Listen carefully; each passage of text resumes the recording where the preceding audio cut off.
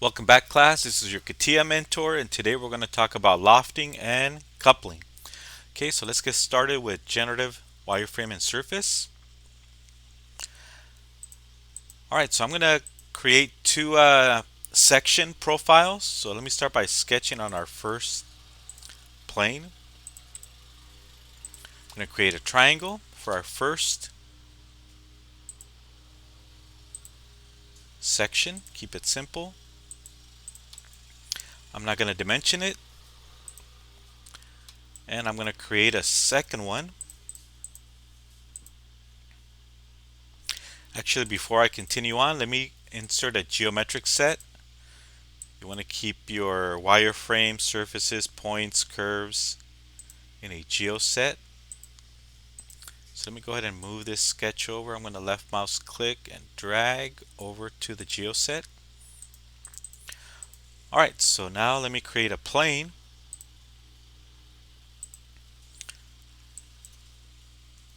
For my next profile.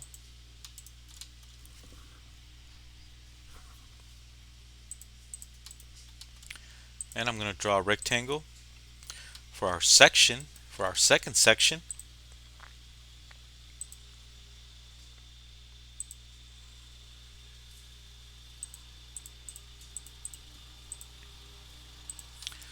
And let me give these two profiles some color.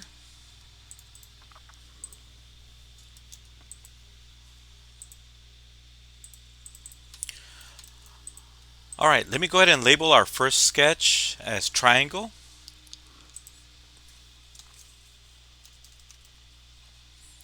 And OK. And right click on the second sketch and give it a name of rectangle. Alright, so before I create a surface between these two profiles, I'm going to first extrude the triangular sketch.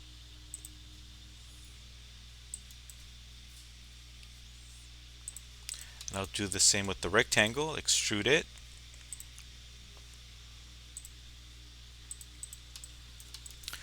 Alright, so we're going to create a loft between the triangular prism and the rectangular prism.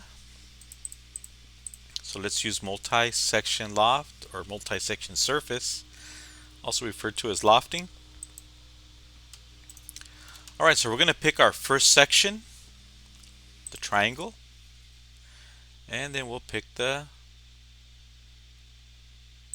rectangle. Okay, so let's see what we get just by simply picking the two sections. And preview. And it's already given us an error message. You can see it's twisting and it doesn't like what it's generating. Okay, so let's fix this loft. Alright, so first thing to note is the closing points. Okay, so our closing point for the triangle is up here at the top vertex. So as the surface generates, it starts at this point and works its way around. Then it closes. For the rectangle, our closing point is at the upper right vertex. As it generates the surface, it works its way around counterclockwise and then it closes. Same thing with the triangle, we're going counterclockwise. Alright, so let's replace our closing points so we can match them. Okay, so let's start with the triangle. I'm going to right click on the vertex and say replace closing point. And pick the bottom right vertex as our closing point. There's our new closing point. We'll do the same thing with the rectangle. I'm going to hover over the closing point.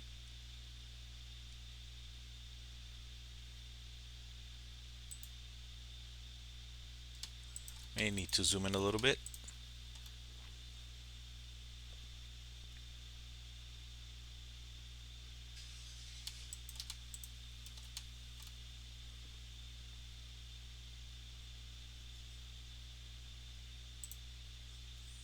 Replace closing point. And we'll pick the bottom right vertex. There it is. So we lined them up. Hit preview. And at least now it generates a surface, right? By the way, this is our spine, computed spine. Since we haven't assigned a spine, it'll generate its own. So this is to give it direction. Think of the spine in your back. Without your spine, you would flop over like an accordion or a bellow. All right, so we're gonna assign our own spine. Let me click on more. Go to spine, and I'm gonna pick the X direction, X axis. Okay, so I'm gonna pick the X direction. So I'm gonna right click and go to X axis. Let me collapse the more option and preview. All right. Didn't make much of a difference, but it is helpful to have a spine. All right, so now to improve on this surface, even though it's generating a surface, it's not desirable. What we can do is create couplings. Okay, so let me click on more. And we have what's called couplings. Okay, so I'm going to click inside this window, and we already have a couple between closing point 1 and 2. So we can ignore the pair of closing points. And we can move on to the next vertex. So since we chose our triangle as our first section, we need to first pick our vertex on the triangular side first. And then we can match it up with the vertex on the rectangle, our second section. And there's our first couple made up of those two elements, the 2 points, the 2 vertices. So once again, you have to go from first section to second section, right? Our first section is the triangle, second section is our rectangle. Okay, let's create another couple. We'll still pick the top vertex on the triangle and also match it up with the top vertex, the one on the left for the rectangle. So it's okay if you match it up with more than one. So it's accepting it, as you can see. Okay, and let's create a third couple. This vertex. See, I went in the wrong order. It's giving me an error message. Hey, you're supposed to start with the triangle first. Okay, so Catia is correcting me, so I'm supposed to start with the triangle first and then move over to the rectangle, our second section. And we can see the couplings in green. Okay, so we have 3 pairs of couplings. And we also have the closing points as also a coupling. Okay, let me collapse the more and hit preview. And now we have a more desirable surface. Okay, let me hit OK. Okay, so things to note is, notice if we travel along the edge of the triangular prism, when it comes into contact with the loft as it transitions, it's almost looks like a maybe an 80-degree angle here. Just guessing. Same thing as you go into the rectangular shape. So we stop and then go in another direction, stop, go into another direction. Alright, so we can smooth out the transition between the edges and also the surfaces. So here we have what's called C0, point continuity. It's not a smooth transition. So this is referred to as C0. And as far as the surfaces, same thing. We have a crease here and also here. So as we go from one surface to another, we have G0 continuity, which means we have contact, but it's not smooth. So if we were to look at it from the side, you can see it's not a smooth transition from one surface to another. So what we can do is we can improve on that. This edge just happens to be linear, collinear with the other two, so it just happens to line up correctly. Okay, so let's improve on our lofting. So I'm going to double click on our multi-section loft. Let's improve on it. Okay, so let's go to supports. Okay, so I'm going to click on supports. For the triangle, I'm going to use the triangular surface as our support. A support can be a surface or can also be a plane. And then I'm going to do the same thing. Actually, before I go over to the rectangle. Let me do a preview just to show you what happens.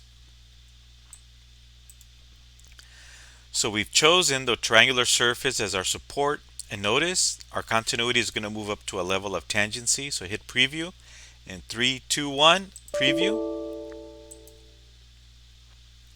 and it didn't like it. I'm wondering if it's not compatible with our spine. Let me go ahead and add a support with the rectangle, see if it accepts it.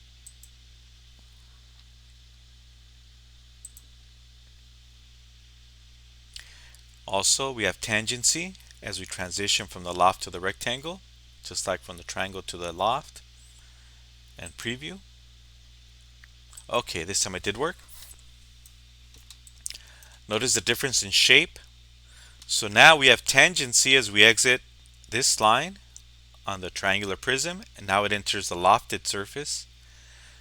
So see how now we have tangency. Okay, so we have tangency continuity, not only between the edges, but also between the surfaces. So we have a lot smoother transition, as you can see. Very smooth transition. And let's look at the rectangle. Same thing. So this used to be a straight line.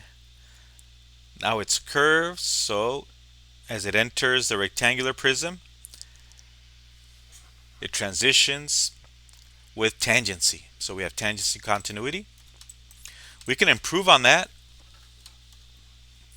So we can improve on that by going up to curvature continuity. So currently we have G1 tangency on the surfaces and C1 on the curves, minimum, guaranteed. So now we're going to upgrade to curvature continuity. 3, 2, 1, curvature. Let's also do the rectangle, curvature continuity. By the way, if you don't have the curvature option, that tells me that you don't have the advanced license. Most likely you have the basic license for this wireframe and surface app.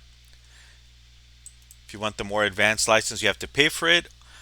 If you work for a large company, they typically have a few of the advanced licenses where you can upgrade to it and you have more options like curvature continuity. Okay, so keep an eye on the curves. We've upgraded to curvature continuity. And in 3, 2, 1, preview. Just giving us a window saying, hey, or a warning, double check, this is what you want. And let's close. So it actually pushed this curve outward some more. So it was curving around this area. So now it's curving further inward. So now on the curve and the surfaces, so as we go from one curve to another or one surface to another, now we have equal radii. So the radius of the line as you exit and enter the next one, the radius are equal as you exit and enter the next one. Same thing with the surface. The radius of the surface as you exit equals the radius on our new surface as you enter. And the radius changes as you go along the surface. Same thing with the rectangular transition. So as we exit our loft, the radius equals the radius on the surface curvature. Same thing with the curve. The radius of the curve as you exit equals the radius of the curve as you enter. Okay, so that's lofting with curvature continuity. All right, let's make it a little bit more complex.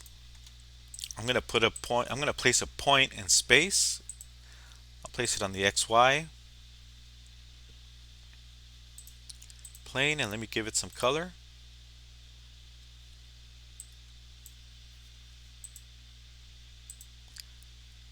It's hard to see that point, so let me go ahead and give it a little bit of color. There it is. So what I'm going to do now is I'm going to add a spline. I want to deform this surface. Okay, so I'm going to add a spline from this point to this point and to this closing point, right? So there's our spline. Notice we have C0 continuity, meaning we have a connection, but we can improve on this by going to our first vertex and giving it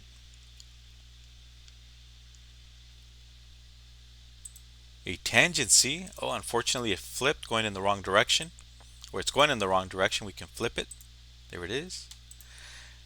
And we can improve on that by going to curvature continuity.